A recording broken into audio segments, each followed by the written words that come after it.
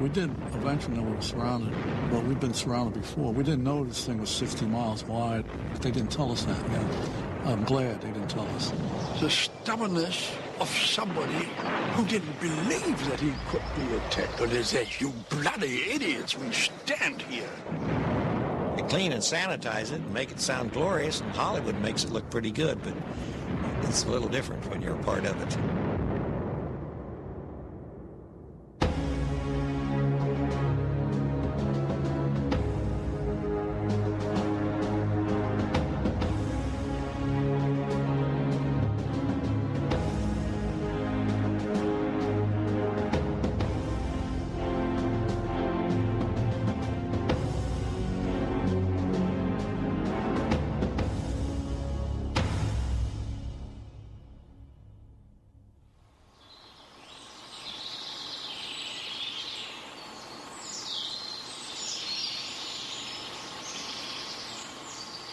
This is the Ardennes.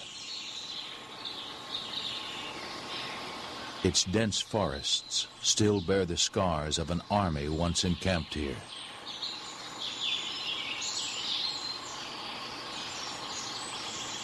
Its quiet paths and streams belie the struggle that took place here one brutal winter some 50 years ago. In December of 1944, most thought the German army broken and war's end closer than ever. In no place were those sentiments more evident than in the Ardennes, a quiet sector where rest camps catered to weary veterans and green troops were slowly broken into combat.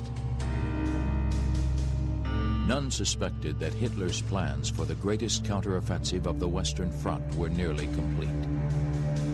On the eve of battle, the Fuhrer proclaimed, "I want my soldiers to fight without pity. All resistance must be broken in a wave of terror." With astonishing stealth, the Wehrmacht gathered nearly 300,000 troops and 1,000 tanks for a final gambit, veiled in such secrecy that few commanders knew of the plan until just days before the attack. We thought, and not just we simple men, I think that includes the division staff, everyone, that thought we were only here to build up a second defense line. That our high command had planned an attack. That was, to us, it was unthinkable, yeah, unthinkable. And then suddenly, we got the order to move in 2 night marches to the Eifel. We were surprised, and I see my regiment commander who called us together and said, "We have to attack. It is one of the last trials, but we will do our best."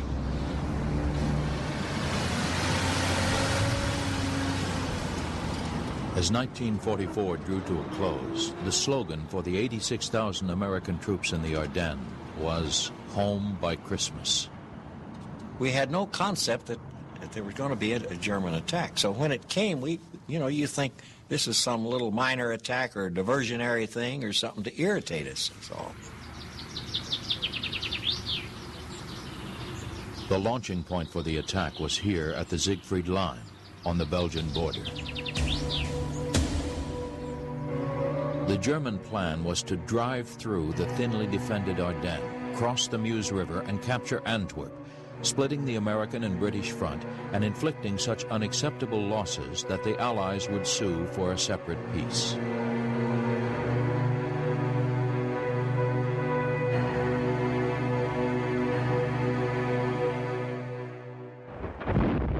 At 5:30 a.m. on December 16th, 25 German divisions shattered the slumbering American line. Outnumbered and cut off, many radioed for help, only to find their frequencies jammed with the martial music of German bands, while overcast winter skies only heightened the German advantage.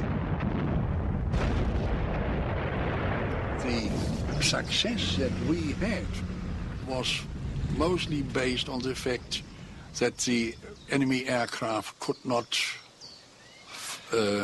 fly at that time, since we had bad winter weather with mist and fog. And so it was a real fight on the ground. I could see the infantry coming in on me.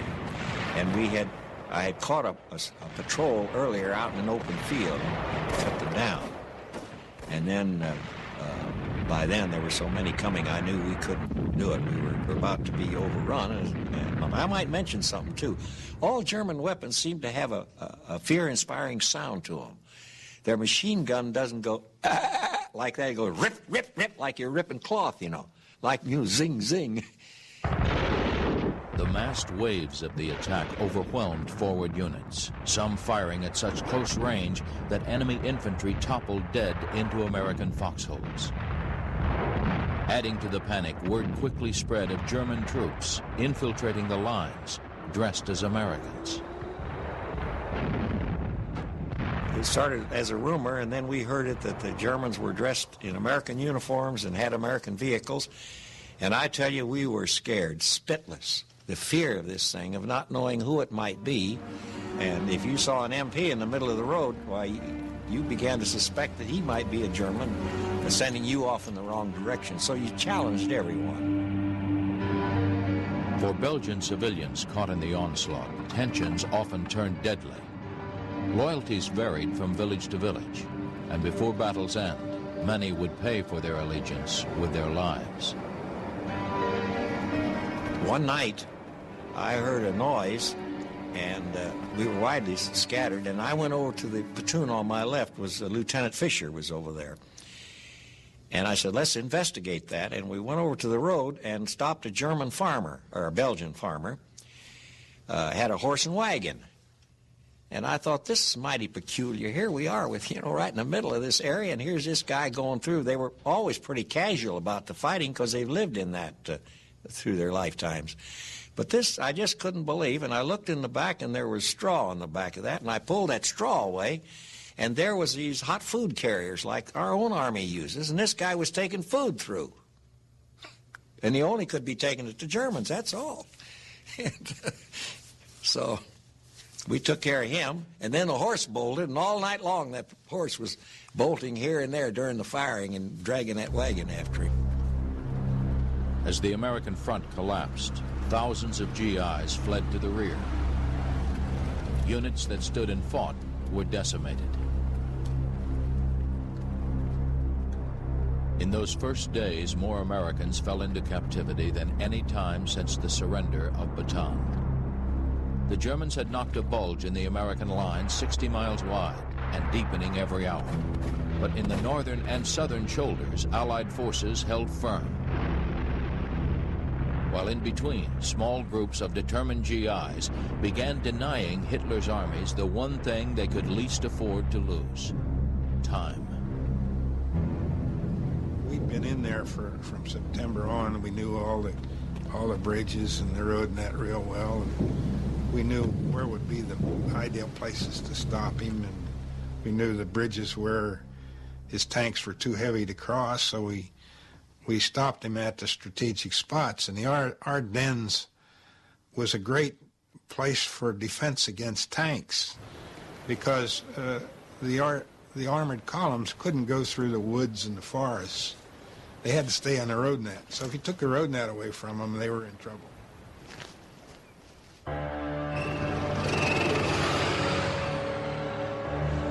Spearheading the German attack was Joachim Peiper's 1st SS Panzer Regiment. His success rested on a quick strike to the Meuse River. But all along his route, U.S. combat engineers destroyed the American fuel dumps and blew the bridges he was counting on to get there. His column consisted of 237 armored vehicles that included about 30 Tiger tanks and 8,000 armored infantrymen. And in my squad on the hill that stopped him cold for 12 hours, there was only 13 men. And when that occurred, that's all that was in front of him all the way to Meuse River.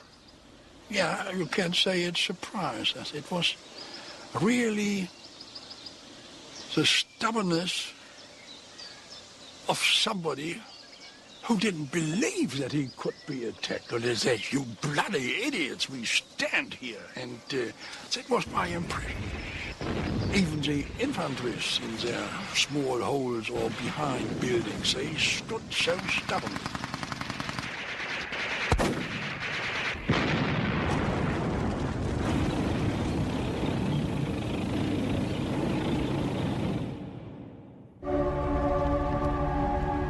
The 1st SS Panzer Division was created to serve as Hitler's personal bodyguard detachment.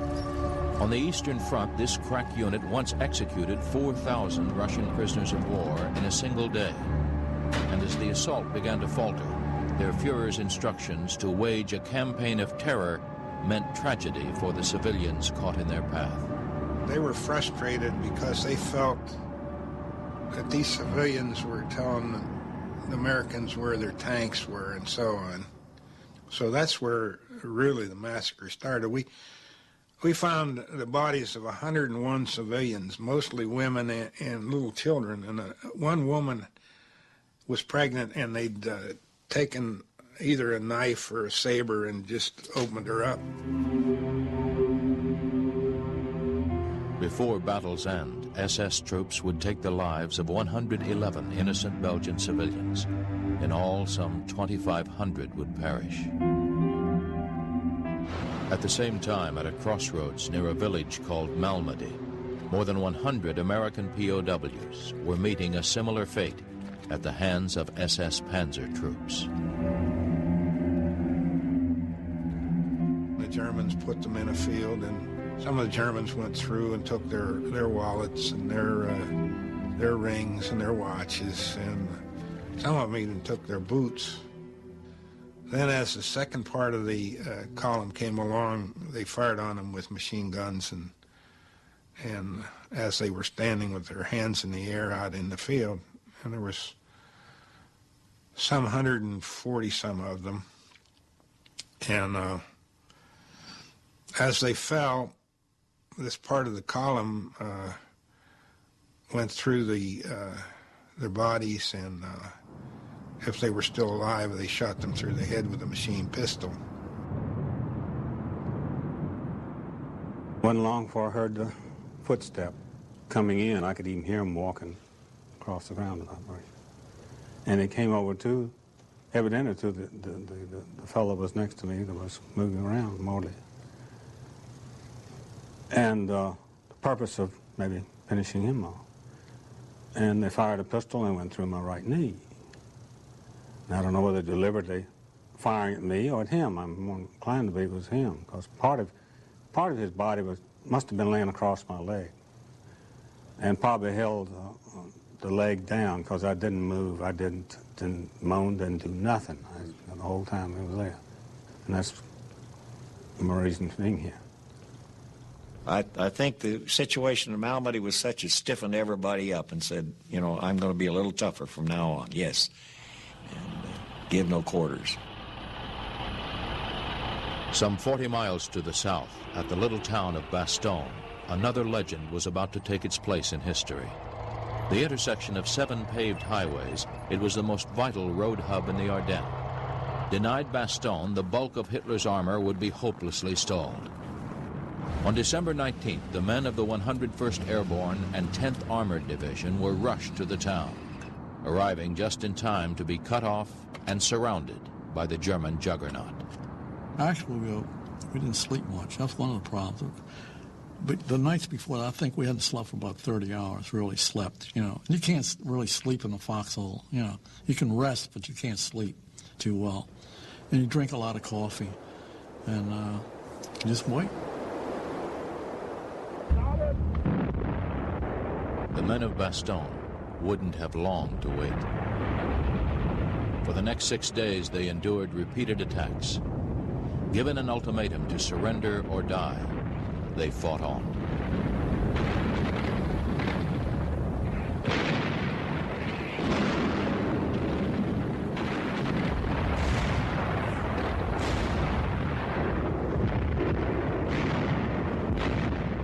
We did eventually know we were surrounded, but we've been surrounded before. We didn't know this thing was 60 miles wide. I mean, we didn't know that. They didn't tell us that, you know. I'm glad they didn't tell us. We might have been a little nervous. I think they basically thought they had won the war at that time already. That we, in this situation, could launch such a big attack. I think that surprised them, that stunned them, but not with the effect that they run away, but they stood there, yeah. Indeed, it's, I have a high estimation for the American troops that were in front of us.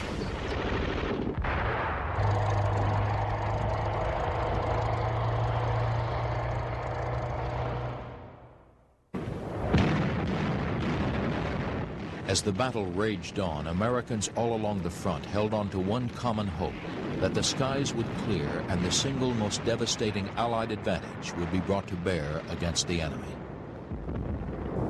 We were looking to the skies and say, where the hell are they? Because we didn't see them for days. They didn't fly. It was cloudy, you know. No, I can't say that we felt kindly. When we first saw them, it was about Christmas Day that I can remember seeing a first aircraft.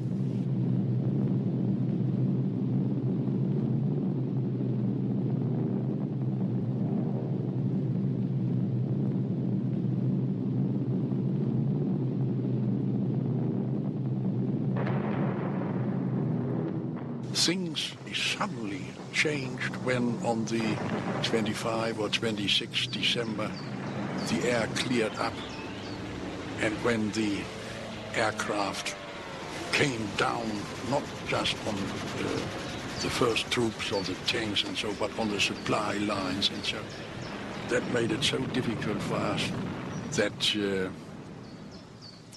the big breakthrough was absolutely impossible. But for the big breakthrough, as always, you need two elements, own strength and surprise.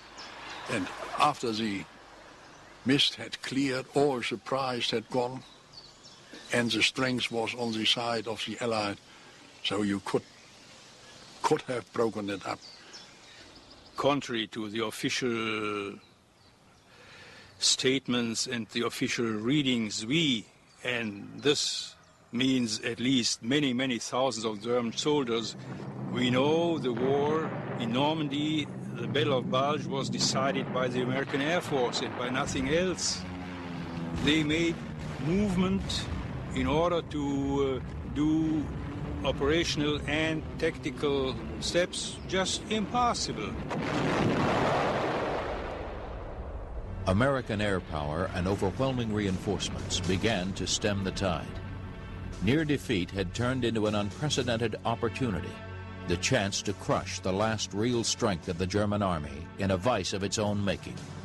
With the relief of Bastogne on December 26th, Allied victory was assured.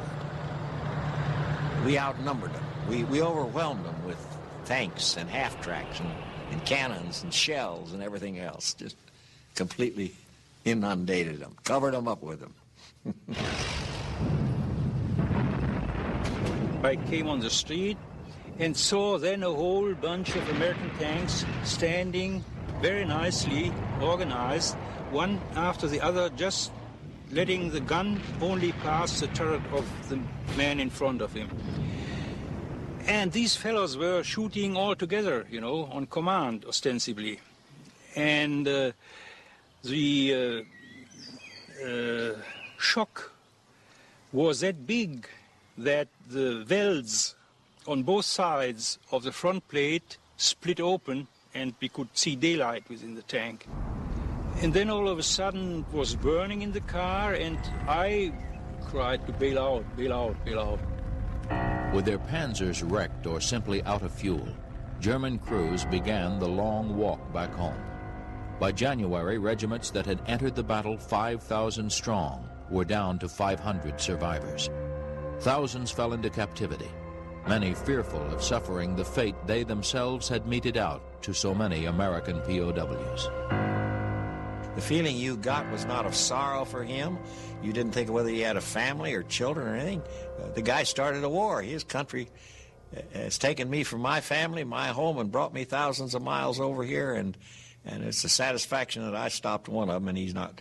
But I think a stronger feeling was always this buddy feeling that I got him and he's not going to kill one of my buddies. So it was that kind of a feeling, satisfaction. Not sorrow, not pain, no remorse. We didn't do it for flags or national anthems or anything else. We did it for each other. There's a cohesion. You probably heard that word before, cohesion, where you're very close-knit. You know, your buddies. You look after them, they look after you. And there's just no way you're going to desert them, you know. As the coldest winter of the century wore on, newly blooded American veterans found themselves stumbling back into areas lost a month and a lifetime ago. Still, there was room for shock. In Malmedy, grisly testament to SS brutality, lay in the frozen corpses of 86 American soldiers killed in cold blood.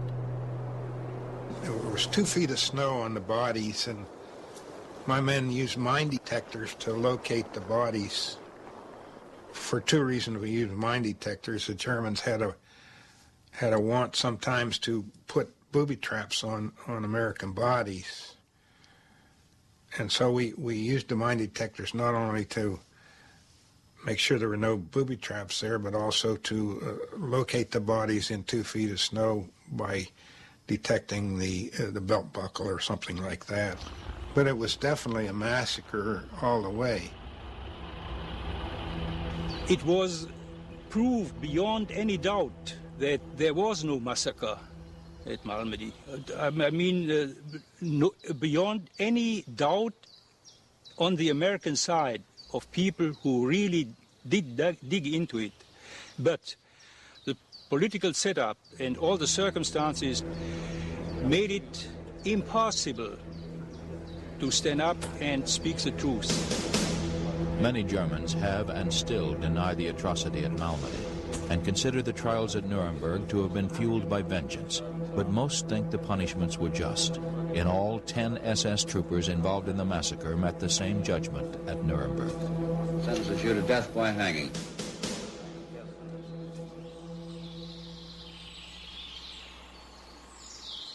For most Americans, what happened on this field at Malmedy and in the surrounding countryside bears little significance today. As the generation shaped by the Second World War passes from memory, so too do its legends and heroes. But in Belgium, history looms a bit larger. Here they have not forgotten. Every year for the past half a century, the Belgian people gather at the Malmedy crossroads to remember.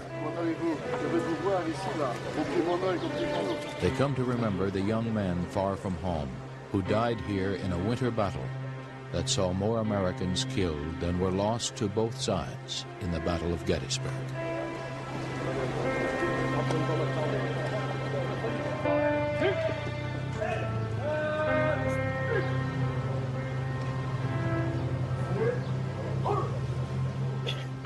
Ladies and gentlemen, the City Council of Malmedy has been commemorating the tragic events of Bonnier for 49 years.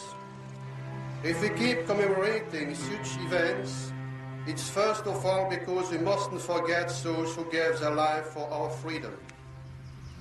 If fate hadn't stopped them here until December 44, a lot of them would